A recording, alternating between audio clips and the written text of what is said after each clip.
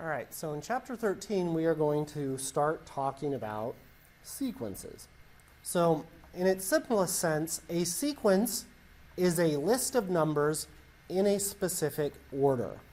So this specific order turns out to be important. So for example, if I had 2, 4, 8, 16, 32, 64, that would be an example of a sequence. So since the list is ordered, a sequence is a function with the domain natural numbers. The natural numbers are the numbers we have fingers for, like 1, 2, 3, 4, 5, 6. So they're essentially the positive whole numbers, so that means 0 is not included. The sequence from example 1 could be written as a table with our input n and our output f of n. So 1 goes to 2, 2 goes to 4, and what that's saying is the first member of the sequence, when I input 1, I get the first member of the sequence, which is 2. When I input 2, I get the second member of the sequence, which is 4. When I input 3, I get the third member of the sequence, which is 8, and so forth. So when we're doing this, we're just pairing them with their location in the list. So we want to note the input is the location of the sequence member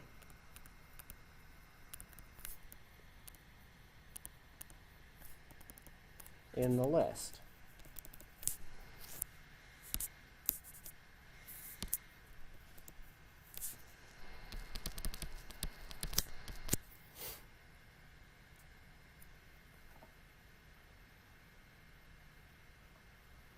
So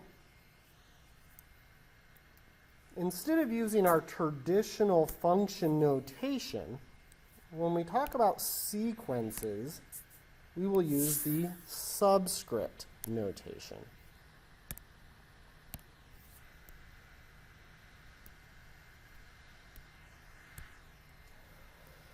So instead of writing f of n equals 2 to the n, we will use this, a sub n equals 2 to the n. So the n is going to be our input, which is where it is in the list. And this guy is going to be our general term, or the output.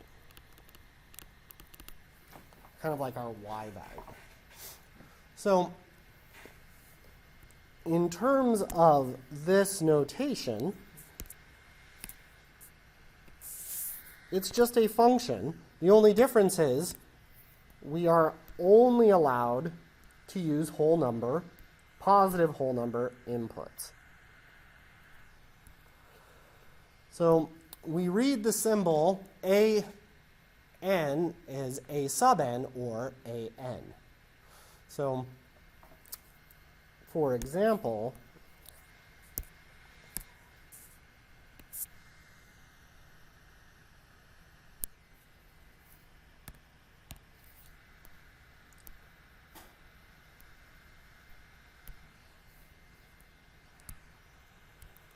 A3 is read as a sub 3 or A3. All right, I want you guys to do a real quick try in your head. What member of the sequence is A13?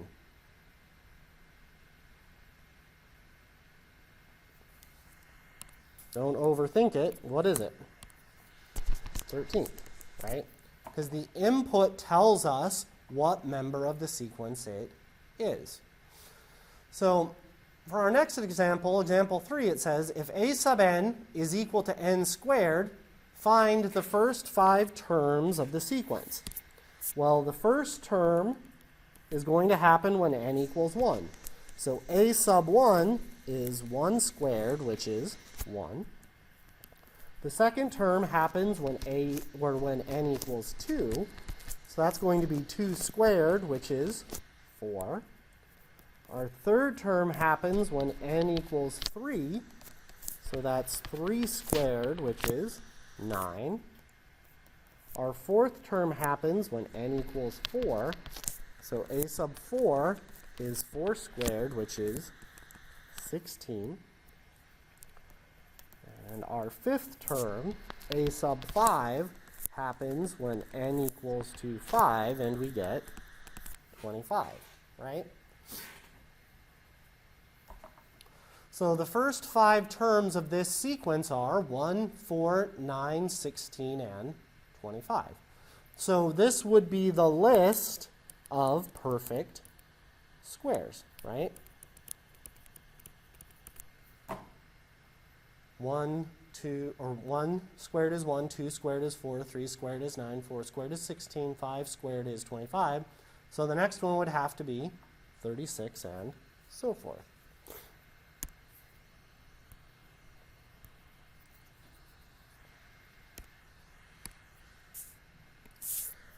So a sequence given by a rule, like what we just had in the previous example, that rule is called the general term of the sequence. The reason we call it the general term is if I asked you for the 100th member of the sequence, what would you put in for n? You'd put in 100, right? Because you just put in whatever the value is to find that member of our sequence. All right.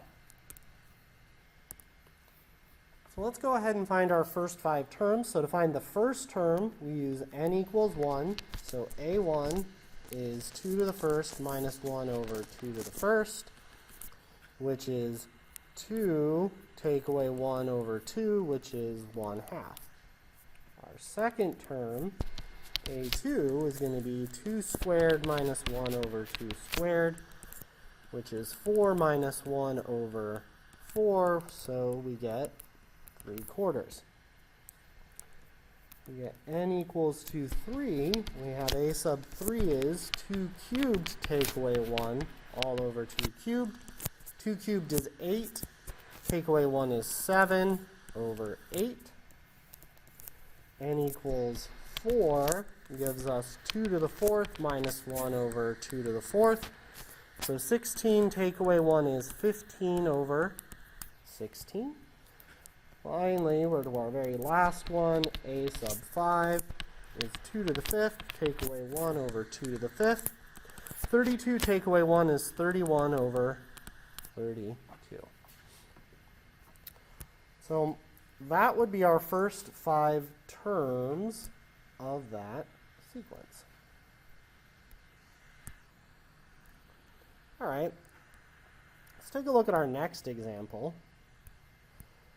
So we have b sub n equals negative 1 to the n plus 1.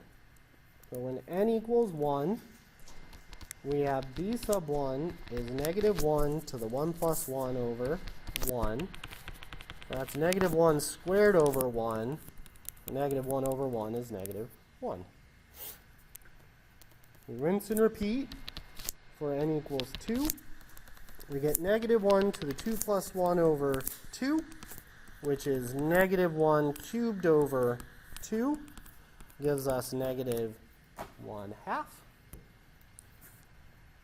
We put in n equals 3, find b sub 3 is negative 1 to the 3 plus 1 over 3, which is negative 1 to the 4th over 3.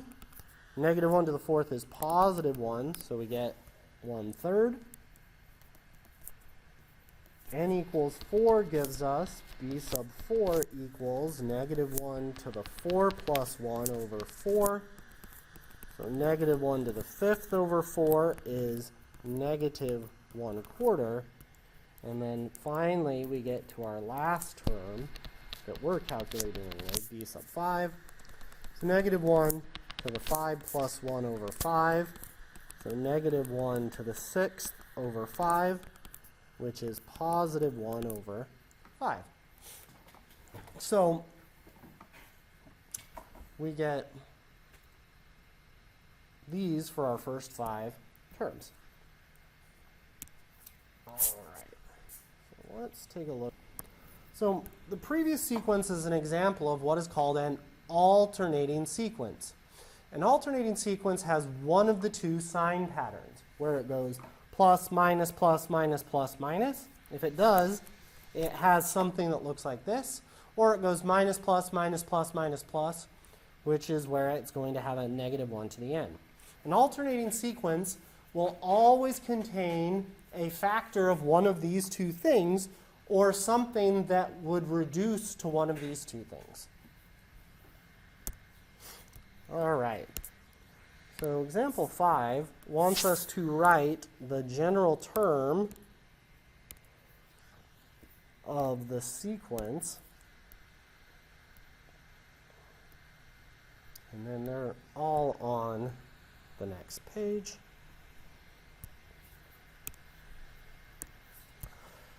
So let's start with these first two. So in this,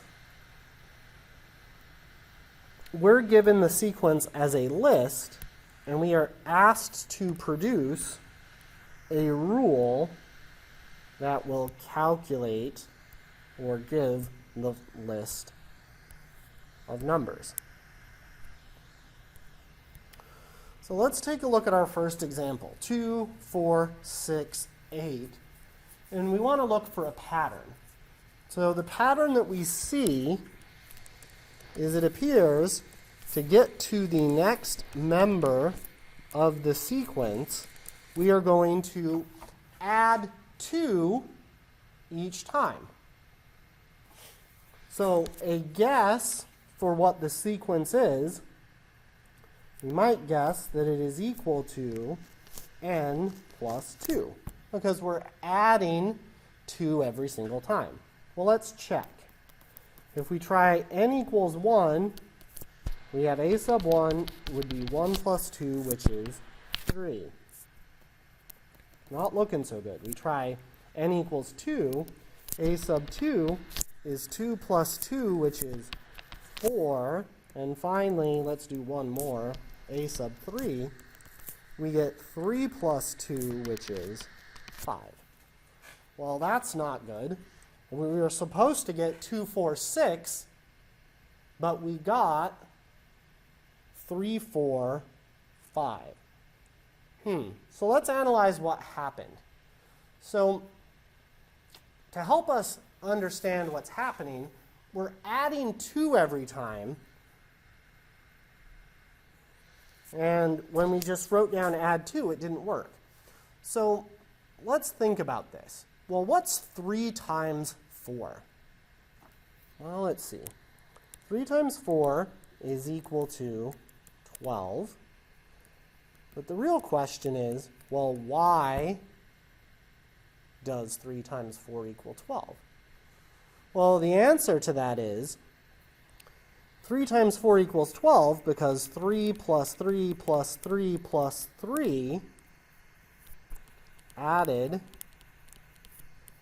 to itself 4 times is equal to 12. So the moral of this story is multiplication is repeated addition. So that's really our key idea.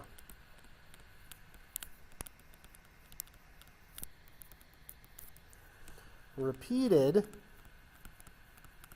addition is multiplication.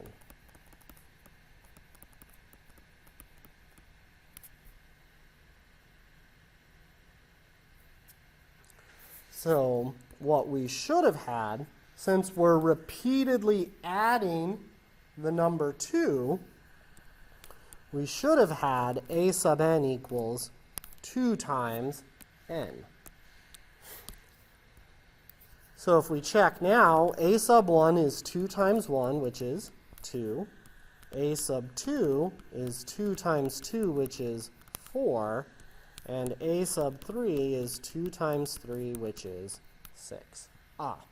So indeed, that is correct. So when we repeatedly add the same thing, what we're really doing is we're taking the thing that we're repeatedly adding and multiplying it by n. All right, so let's go ahead and apply that to our next problem. So our sequence is 4, 7, 10, 13. So to get to the next sequence member, each time I am adding the number 3. Okay, so we just learned that repeated addition is multiplication. So we're going to guess that b sub n is 3 times n. So if we try n equals 1, we have b sub 1 is 3 times 1, which is equal to 3. When we try n equals 2, we have b sub 2 is 3 times 2, which is 6. And when we try n equals 3, we have b sub 3 is equal to 3 times 3, which is 9. So we got 3, 6, 9, but we were supposed to get 4, 7, and 10. The good news is we are skipping by 3. 3 plus 3 is 6, 6 plus 3 is 9, and 9 plus 3 would be 12, and so forth. But we'll notice this is too small by 1. In fact, all of our sequence members are. So we'll notice that we were repeatedly adding 3, but we wanted to start at 4. So we would need to take our starting place and we need to shift everything up by 1. Well, to do that, I would add 1 to each of these. And if I did so, 3 plus 1 is 4, 6 plus 1 is 7, and 9 plus 1 is 10. So to fix our problem, we need to add 1. So what we add tells us what the coefficient of the n is going to be, but we need to add or subtract to get our sequence to start in the right place. So our question for this one was, well, what plus 3 gave us 4? In that case, it was plus 1. We may also need to subtract if that number were bigger than our first sequence member. We would subtract to go backwards in the other direction. All right, let's go ahead and resolve this. So we look for our skip, and to get to the next sequence member, looks like each time we are adding 5. So that gives us the following. C sub n is equal to 5 times n. Well, we know that's not going to work because our first sequence member isn't 5. So what would we have to do to 5 to get to 2? So essentially 5 plus what is equal to 2, minus 5, minus 5. So our what is negative 3. So then it would be minus 3. And if we checked, that would indeed generate our sequence, 2, 7, 12, 17. So we're going up by 5 every time, but we didn't want to start at 5. We wanted to start at 2. And 5 take away 3 gives us 2.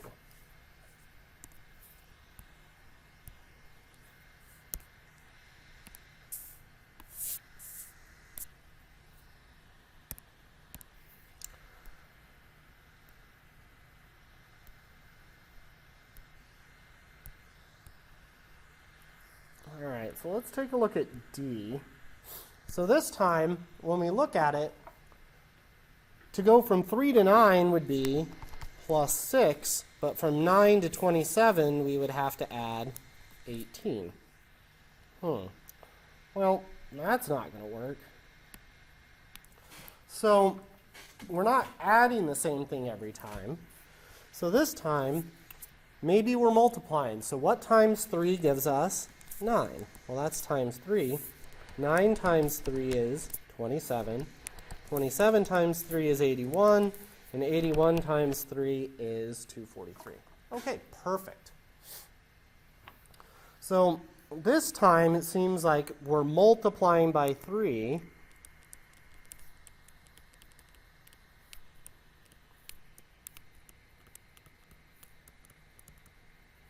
So in the previous examples, we discovered that adding the same thing every time means to multiply.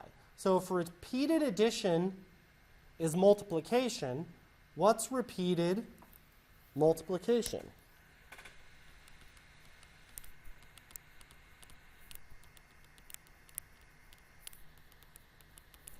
Repeated multiplication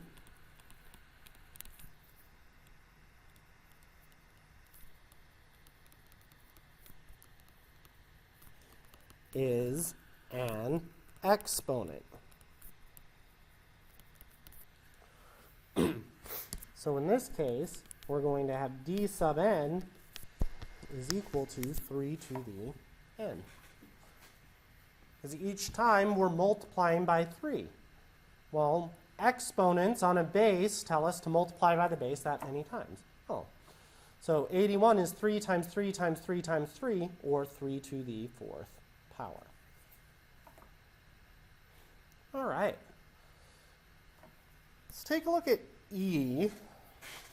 We have 1, the square root of 2, the square root of 3, 2, comma, dot, dot, dot. Well, it doesn't look like I'm adding the same thing every time, because I would need to add something strange to get from 1 to the square root of 2, and then I'm not going to add that same thing to go from the square root of 2 to the square root of 3. So I'm not adding the same thing. I could try multiplying. Well, 1 times the square root of 2 is the square root of 2, but the square root of 2 times the square root of 2 is 2, not the square root of 3. So I'm not adding the same thing, and I'm not multiplying by the same thing. So if we are not adding or multiplying by the same number each time,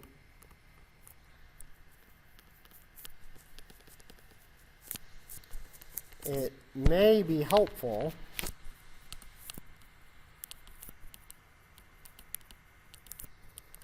to write the sequence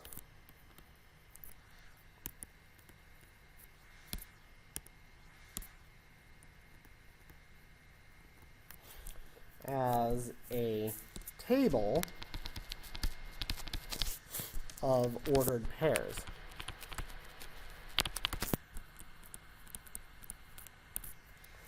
Well, remember, a sequence is a function, right? And it's a list in order. So we have our input, and then we would have our output, E sub n. Well, the first thing in our list is 1. The second thing in our list is the square root of 2. So it gets paired with 2. The third thing in our list is the square root of 3. And the fourth thing in our list is 2. So we're looking for a pattern that does this. 1 gets paired with 1. 2 gets paired with the square root of 2, 3 gets paired with the square root of 3, and 4 gets paired with 2. Oh. Now I can see the pattern. The pattern is I'm taking the square root of where it is in the list. The square root of 1 is 1. The square root of 2 is the square root of 2. Square root of 3 is the square root of 3. And the square root of 4 is 2.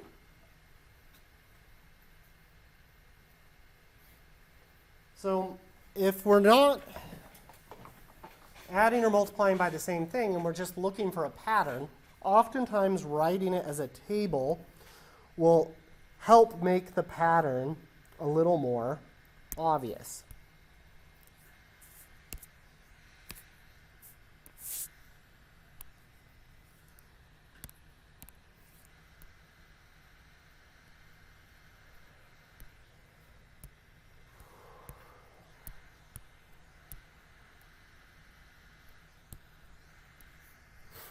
right, so let's take a look at our next one.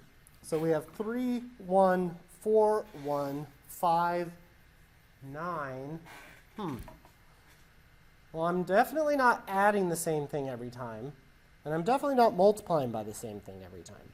So we could try to make a table.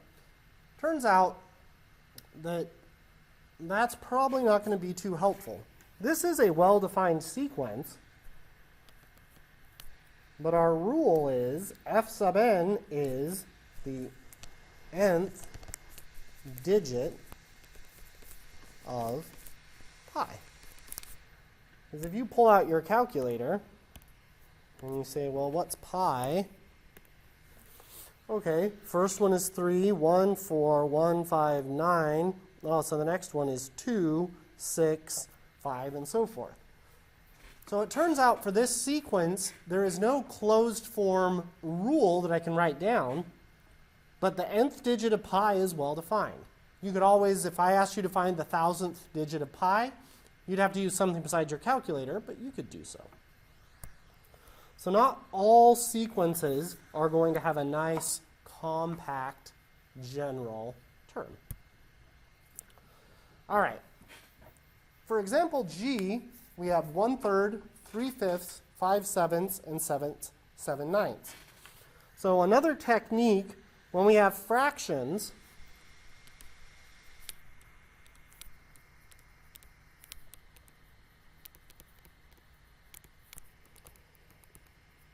it is sometimes helpful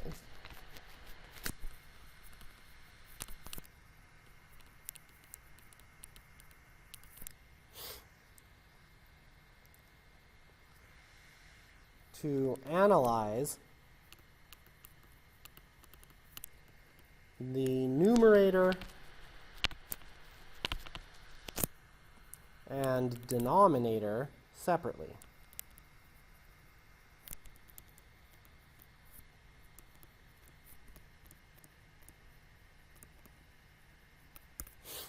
So let's focus on the numerator by itself.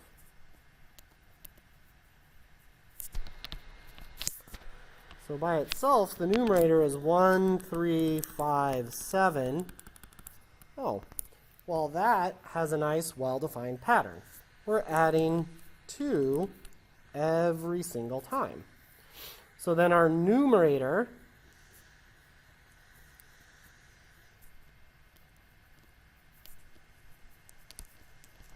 would be 2 times n. But we don't want to start at 2, we want to start at 1, so we would have to subtract 1. All right, well now let's analyze our denominator.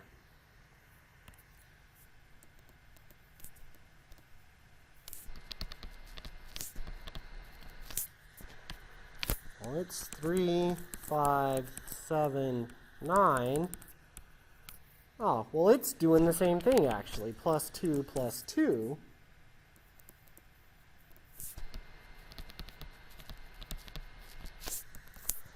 So it's going to be 2n, but this time I don't want to start at 1. I want to start at 3.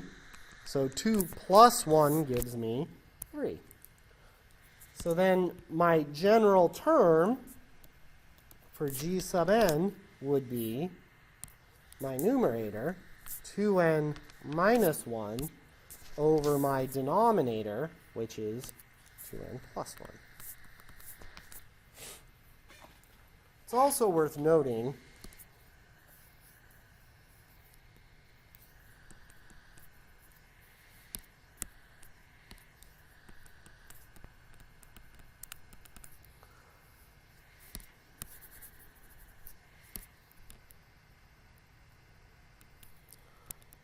these are all 2 more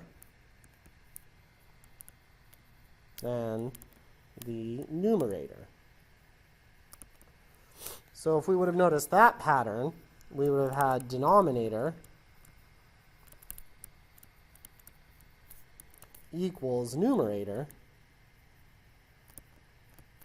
plus 2, which would be 2n minus 1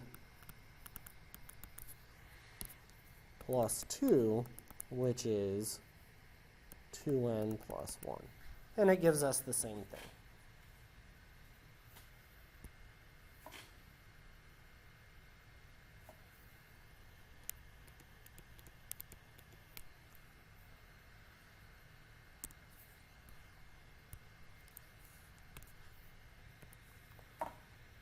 All right, well, let's go ahead and resolve this. So in the numerator, to get to the next thing each time, looks like we're multiplying by 2. And a repeated exponent, or repeated multiplication is an exponent. So our numerator is going to be 2 to the n. And then in the denominator, to get to the next thing each time, we are adding 5. Repeated addition is multiplication, so that's going to be 5 times n. So the general term of our sequence is 2 to the n divided by 5 times n.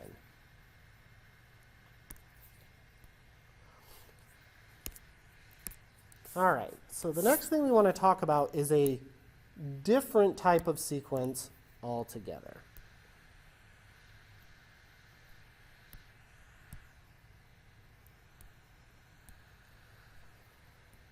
So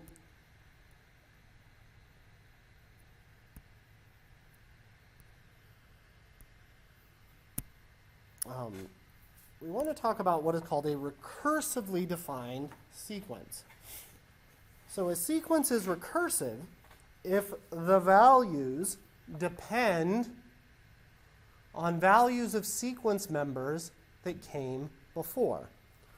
When we have that, we're going to have two different things. Recursively defined sequences will always have to have what are called seeds. Because if we don't have starting values, there's no way to use our rule to determine the members of the sequence. If you change the seeds, you will change the sequence. The general term depends on the previous sequence members. So for n greater than or equal to 3, a sub n equals a sub n minus 1 plus a sub n minus 2.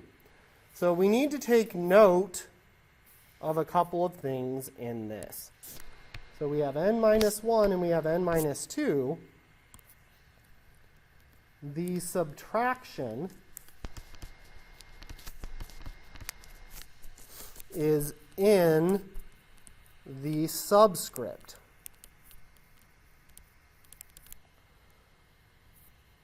Well, and in this notation, the subscript is the input or location. We have to remember what it means. So a sub n minus 1 means the sequence member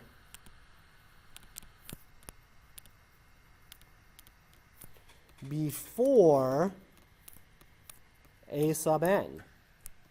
A sub n minus 2 means the sequence member before a sub n minus 1.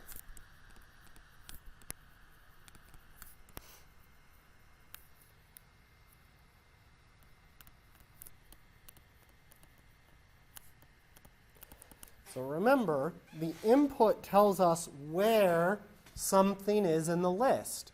So if we're subtracting in the subscript, we are shifting the input, or we're asking for sequence members in a different location. So remember, a sub 1 says this is the first sequence member is 1. A sub 2 says the second sequence member is 1. So then the third sequence member, n equals 3, would be a sub 3 is equal to a sub 3 minus 1 plus a sub 3 minus 2. Well, the subtraction is in the subscript, so 3 take away 1 is 2, plus 3 take away 2 is 1. Oh, a sub 1 and a sub 2, those are the seeds. So if a sub 1 is 1, that's this. And if a sub 2 is this, that's this. We're going to have 2. Sorry. It's 1. We're going to have 1 plus 1 gives us the third sequence member is 2. So in a recursively defined sequence, we are using the sequence members that came before. So for n equals 4, we would have a sub 3 would be equal, or a sub 4 would be equal to a sub 4 minus 1 plus a sub 4 minus 2, which is a3 plus a2. Well, a2 is still one of our seeds, but we'll notice a sub 3 was what was calculated in the previous step. So then that would give us 2 plus 1 gives us 3. So a sub 4 would be 3. Continuing our pattern, we would have that our fifth sequence member, a sub 5, would be a sub 5 minus 1 plus a sub 5 minus 2. 5 minus 1 is 4, so a4 plus 5 minus 2 is 3, a3. And that's going to give us, well, a sub 4, well, once again, just like what happened before, a sub 4 is what we calculated in the previous step, and a sub 3 was what was calculated in the step before that. Oh, because this is n minus 1, so the thing before n minus 1 is n, or n minus 2. Okay, so that gives us then a sub 4 is 3, a sub 3 is 2, and 3 plus 2 is 5. So we're starting to see our pattern. This becomes much more apparent if we write it out as a list. Our seeds were 1, 1. We have 2, 3, and 5. Oh, well, to get to 2, 1 plus 1 is 2. Adding the previous 2, 1 plus 2 is 3. 2 plus 3 is 5. So the next one would be 3 plus 5 is 8. 5 plus 8 is 13. 8 plus 13 is 21, and so forth. This recursively defined rule says to get to the next sequence member, you add the two that came before together. And that's it. So that's the idea of a recursively defined sequence.